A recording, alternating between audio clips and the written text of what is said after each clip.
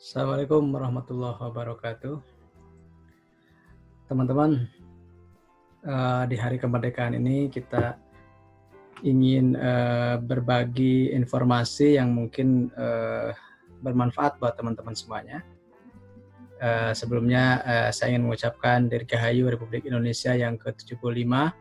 Semoga Allah memberikan kemerdekaan ini supaya kita berkarya lebih baik demi masa depan Indonesia yang lebih cerah. Oke, teman-teman. Di pagi ini sengaja saya membuat video ini terinspirasi bahwa banyak orang atau banyak teman-teman juga yang sering menanyakan apakah ada saham di Indonesia yang memang sudah terbebas dari utang bank gitu, karena mungkin ini ada kaitannya dengan kriteria saham syariah itu sendiri yang masih mentoleransi adanya utang berbasis bunga ya, seperti itu teman-teman. Nah, terlepas dari kontroversi seputar itu yang insya Allah juga saya akan membahasnya nanti hari Kamis bertepatan dengan 1 Muharram ya, bersama Dr. Yoyo yang beliau baru saja menyelesaikan disertasi doktoralnya, dan kita akan tanya banyak tentang bagaimana kriteria keuangan atau kriteria saham syariah berdasarkan rasio keuangan bersama ahlinya gitu ya. Jadi nanti insya Allah hari Kamis kita akan bertemu lagi di Instagram Live bersama saya dan Dr. Yoyo dari Bandung, dari Uninus. Kita akan berbicara tentang hijrah finansial. Nah, sebelum ke sana saya ingin memberikan sebuah insight yang mungkin belum banyak ya yang berbicara tentang ini. Nah, tadi saya kepikiran pas pagi-pagi saya buka file recap yang sudah saya entry, sudah sekitar 560-an ya yang rilis begitu dari 701 atau 702 saham. Nah, dari data tersebut kemudian saya olah dan akhirnya hasilnya seperti ini. Ternyata ada 7 saham syariah yang merdeka gitu ya. Karena kan temanya sekarang adalah kemerdekaan. 7 saham syariah ini merdeka dari utang bank. Sekali lagi ini adalah informasi disclaimer teman-teman ya. Ini berawal dari sini. Jadi kriteria saham syariah itu ada salah satunya utang berbasis bunga dibanding total aset tidak lebih dari 45%. Ini akan menjadi pembahasan kita pokok pembahasan di pagi ini. Jadi kita akan mengesampingkan yang lainnya teman-teman. Jadi kalau nanti ada pertanyaan silakan di bawah saja di klik ya, atau ditulis di komen, atau juga nanti ngobrol di grup Telegram.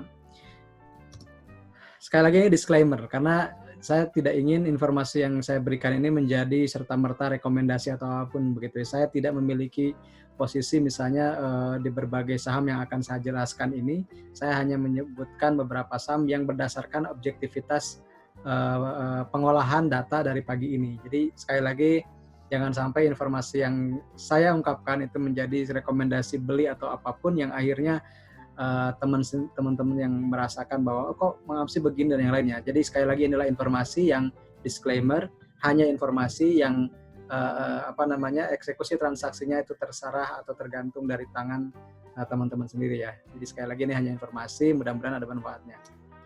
Oke, jadi yang langkah pertama itu saya buka rentetan 2020 ya, rekap laporan tengah tahunan 2020, kemudian saya sortir, saya filter berdasarkan debt to equity. Kenapa? Karena ini supaya lebih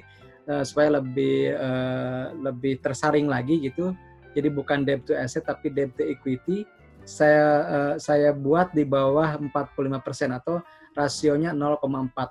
Maka setelah saya saring, saya mendapatkan 18 saham, dan yang menjadi sampel dari pengolahan data ini adalah saham-saham yang termasuk YI 70, artinya saham-saham syariah yang tergolong liquid gitu ya teman-teman. Jadi saya tidak berani mengungkapkan saham-saham yang kurang liquid atau second dan third liner, tapi saya hanya mengungkapkan yang YI 70 ini yang katakanlah masih dianggap likuiditasnya tinggi begitu ya. Nah, kemudian saya saring berdasarkan likuiditas dan berdasarkan DER yang di bawah 0,45. Maka ditemukan ada 18 saham yang mungkin sebagiannya teman-teman sudah kenal. Ada Astra Agrolestari, ada S Hardware, ada Caroen Pokpan, dan yang lainnya. Nah, dari sini, dari data yang 18 ini, kemudian kita saring lagi menjadi kita buka satu persatu laporan keuangannya, kemudian kita cari saham mana atau emiten mana yang dalam liabilitasnya itu tidak ada utang bank sekalipun gitu, tidak ada utang bank sedikit pun, baik yang jangka pendek maupun jangka panjang. Saya kira ini penting, kenapa? Karena banyak teman yang nanya, apa memang ada saham di Indonesia, emiten di Indonesia yang tidak punya utang ke bank. Nah, saya jadi penasaran, akhirnya saya menemukan ini, saya mencoba membuat ini, mudah-mudahan ada manfaatnya. Dan bukan berarti bahwa 7 saham ini berarti teman-teman harus beli. Sekali lagi, teman-teman tidak langsung harus beli saham-saham ini, karena sesuaikan profil risikonya, sesuaikan dengan trading atau investing style-nya juga ya. Jadi jangan serta-merta ketika ada data ini langsung dibeli semuanya. Karena kita tidak pernah menjamin apakah saham ini kemudian naik atau kemudian bagus atau tidak. Jadi yang saya ungkapkan hanyalah data bahwa jadi kita batasi temanya adalah saham-saham yang tidak punya utang ke bank, dan ini juga masih bisa dikoreksi oleh teman-teman ya, ini hanya temuan sementara dari saya. Kita mulai, nah ini kita mulai dari DER-nya yang 0,43. Jadi dari 18 itu kita saring menjadi 7 emiten, dan dari 7 emiten itu kita urutkan berdasarkan DER yang paling kecil. Nah, ini kita buat dari yang paling besar dulu, 0,43 kali DER-nya. Ini ada ITMG ya, Indo Tamang Raya Megah, saham yang paling sering diceritakan oleh para investor, terutama yang suka dengan dividen, karena dividennya terkenal ini besar setiap tahunnya. Kita lihat laporan keuangan terbaru di bulan Juni, kita lihat di liabilitas jangka pendek maupun jangka panjang, di situ tidak disebutkan ada hutang yang berbasis bunga bank atau hutang yang berbasis bank. Di situ hanya hutang usaha, hutang pajak, kemudian yang lainnya sewa, jangka panjangnya juga cuma untuk misalnya imbalan karyawan, yang paling besarnya juga penyisian untuk rehabilitasi tambang. Jadi tidak ada yang berbasis bank seperti itu. Jadi nanti mohon dikoreksi kalau saya salah ya teman-teman. Saya terbuka kok untuk dikritik dan dikoreksi jika ada ditemukan kesalahan. Yang kedua atau yang peringkat ke-6 ya, tadi ke-7, sekarang yang ke-6 ada Delta Mas atau Pura Delta Lestari atau kode sahamnya DEMAS. Ini saham favoritnya Kang Adi ya. Seperti itu, DER-nya itu 0,28. Jadi total utangnya, liabilitasnya itu kalau ditotalkan hanya 28% dari total ekuitas. Jadi ini secara solvabilitas atau rasio untuk likuiditas dan solvabilitasnya cenderung aman ya teman-teman. Dan kita lihat di laporan terbarunya juga, di situ kita tidak temukan utang yang berbasis bank, begitu ya. Utang yang berbasis lembaga keuangan, cuman ada utang usaha, utang pajak, kemudian uang muka penjualan dan lain-lain. Tidak ada yang di situ ada banknya. Kemudian yang kelima ya, berarti yang kelima adalah mitra keluarga atau MIKA. Ini juga sahamnya lagi trending karena berkaitan dengan kesehatan, layanan kesehatan, healthcare ya. Itu DER-nya 0,22 berarti total utangnya dibanding total ekuitas hanya 22%.